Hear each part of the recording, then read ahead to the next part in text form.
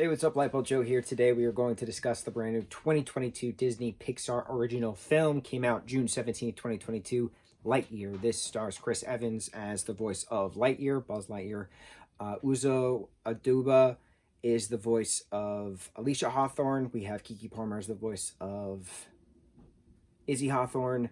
Taika Waititi. I can't pronounce his name. Taika is his first name. Taika Waititi, right? He's I can't remember his character's name.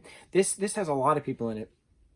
Takes place over a long period of time, but it's very interesting. It's pitched right in the beginning. There's three sentences. It's in 1995. A boy named Andy got a new toy. This is the movie that his toy is based off of. His favorite new toy. This is the movie that his toy is based off of. So it was never needed. This movie was never needed. No one ever asked for it. No one ever needed it. So it was interesting when they pitched it, and we were like, but why? What's the purpose? So, because we already had 4 Toy Story feature films. There's 1,000 shorts. There's a bunch of specials. Toy Story Time Forgot. Toy Story of Terror.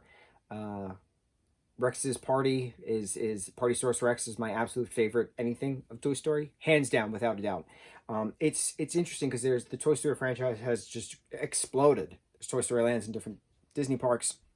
So to have another Toy Story film, but not be a Toy Story film, it's just about the origin of a character.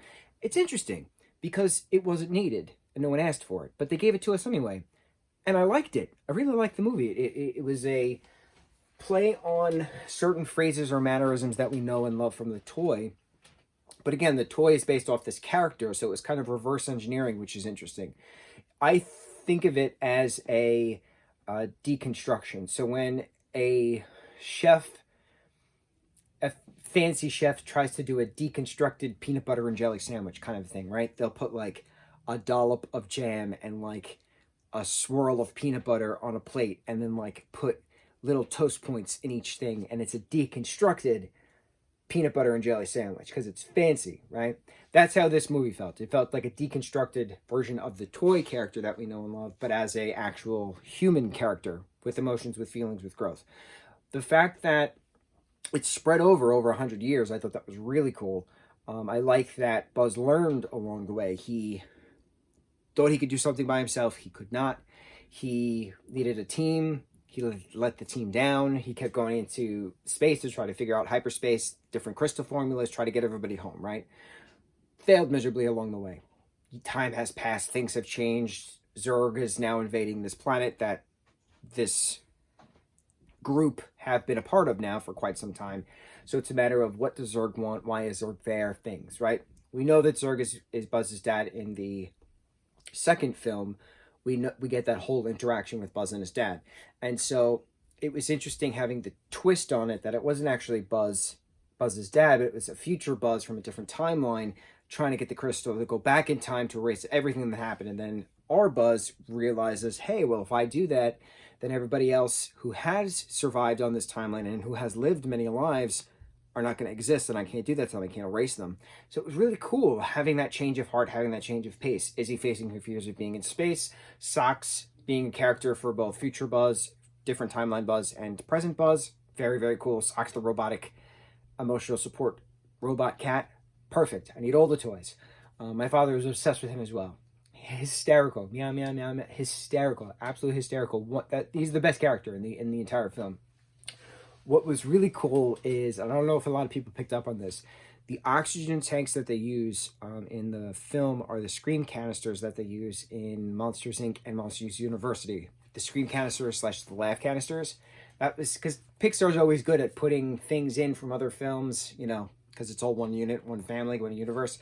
So cool, so cool. So I really liked how time dilation was explored and talked about from an actual physics perspective within the actual plot of the show. That's why Buzz, it's always been like 4 years later, 4 years later, 4 years later, after every time he jumps into hyperspace. Time dilation was expressed on, stretched on, and it was so cool seeing that in a kid's show. It was really cool having Alicia's character growing as a character as well, getting married. You know, she had a wife then of 40 years or something like that at the end. They have a son who graduated college, I think we saw the end of that, whatever version of college they have in that community. Then we have Izzy Hawthorne being the next Hawthorne. So it's the third generation of Hawthorne, and Buzz is still Buzz, and it's been 100 years later, and here we are, you know, stuff. So it's just cool seeing the character development. It was really cool having the twist of Zurg not being Buzz's dad, but actually being Buzz from a different timeline. Very well done.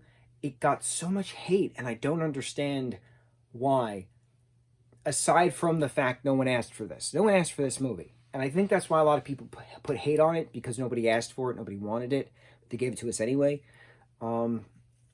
It was really good. It wasn't as terrible as everybody keeps saying it is. It's very well done, very well put together, very fast, very fun, very adventurous, very interactive. It's a great space film. It's a great adventurous space film.